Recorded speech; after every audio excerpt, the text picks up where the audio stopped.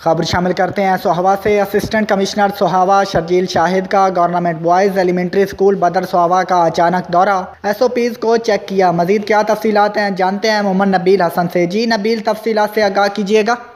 جی بالکل، گزشتہ روز assistant commissioner Sohawa Sharjeel شاہد نے گورنمنٹ بوائز ایلمینٹری اسکول بدر کا دورہ کیا، کرونا اور ڈینگی کی روک تھام کے لیے کیے گئے انتظامات کو چیک کیا۔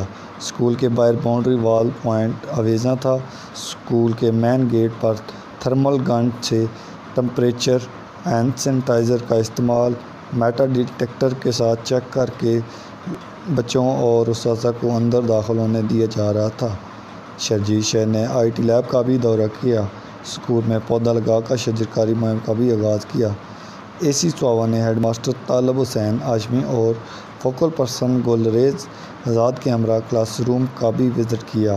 اسکول انتظامیہ کی جانب سے SOP اور صفائی کے بہتر انتظامات پر اسسٹنٹ کمشنر سوہاوہ شرجیل شاہد نے تعریف کی اور شاباشی دی۔ کیمرہ ٹیم کے ساتھ محمد نبیل حسن، سوہاوہ۔